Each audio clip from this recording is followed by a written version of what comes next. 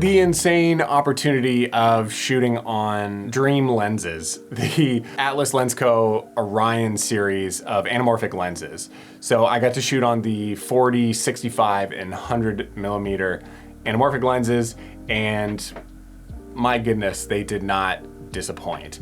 So I wanted to kind of break down some pros and cons, make this video short and sweet, and let you know what I loved and maybe some things that I didn't love about shooting on these lenses. Full disclosure, Atlas Lens Co. did send these lenses out to me just to test and use.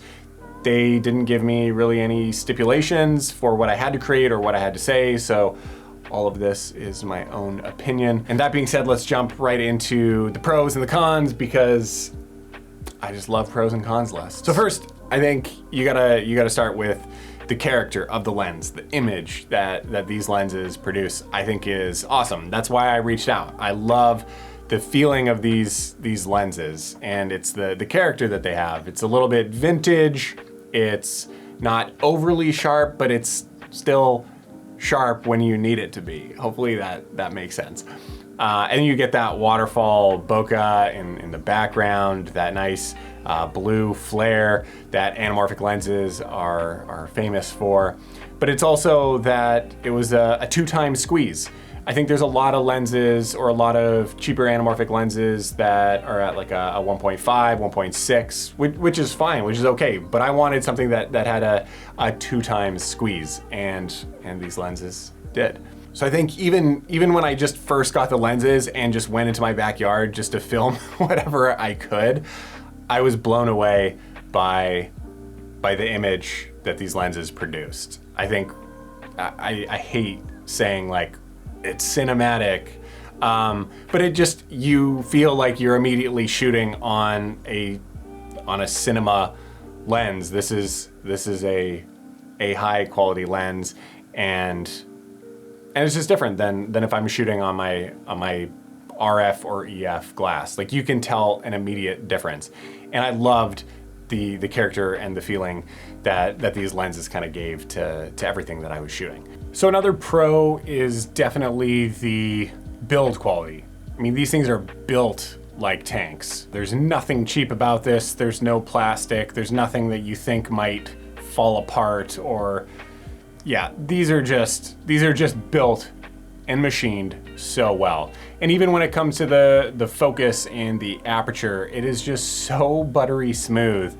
And that was just a delight filming with them. I know sometimes with other cinema glass, I mean, it really takes, a little bit of effort to move that focus, but not with these. They weren't too loose, but they were just like this perfect buttery smoothness. Along those lines, all the lenses are T2, so super sharp, helps with anything, because there were a couple spots where, a couple shoots where I had to shoot in lower light, and so that made this easier as well. And just getting that nice shallow depth of field, you got your waterfall bokeh, like everything about the lenses was pretty dang nice. But there were some things that I would call a con, but there weren't many. One of them obviously was the size. These are freaking beefy lenses, so they're heavy. So run and gun shoot, documentary shoot, probably not the easiest lenses to shoot something like that on, and that was.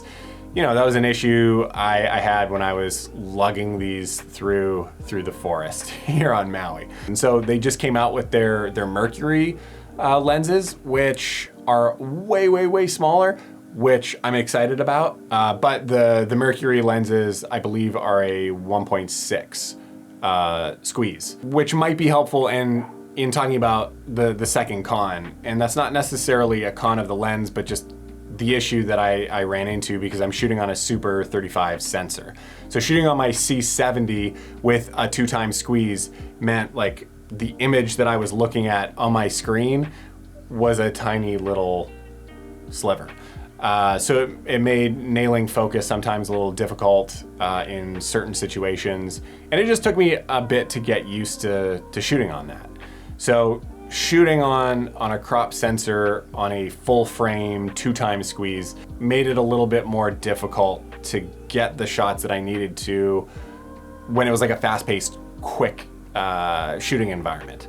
For the most part, that wasn't an issue at all, but it did come up a couple times. But that's also, I mean, if I was shooting on a full frame sensor, I wouldn't have run into those issues. So that's kind of the camera. And I should say too, even though, you know, it looked kind of like a sliver when I was looking at my monitor, I was just able to crop in a little bit in post. It wasn't too much of a detriment. I didn't lose anything in that. The image still kind of retained that anamorphic character. I just had to shoot with that in mind, that I would be cropping in post. So the only other thing that I would say could possibly be a con, but it also kind of lends back into the image character idea, is the chromatic aberration.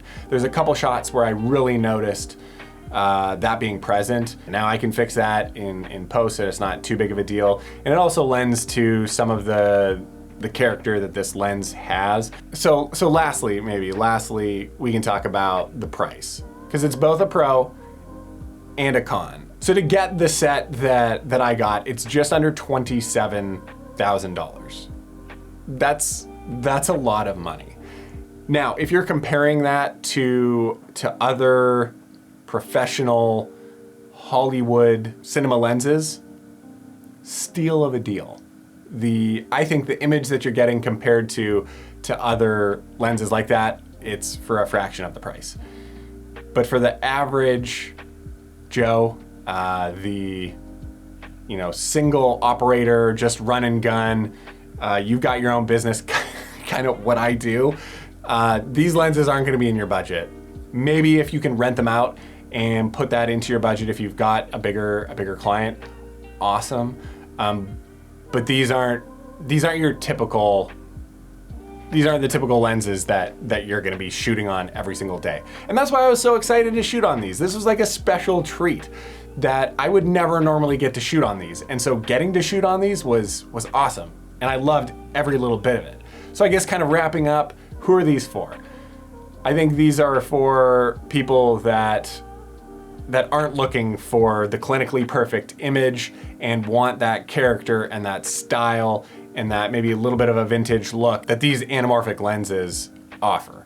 Because I can't speak more highly about shooting on these lenses. So is it gonna be for the everyday guy? Probably not. These are gonna be for like a bigger budget shoot or a Hollywood shoot, but I mean, nobody that's watching my channel shoots Hollywood movies. So are these lenses for you? Maybe, probably not. This was just a treat to shoot on them.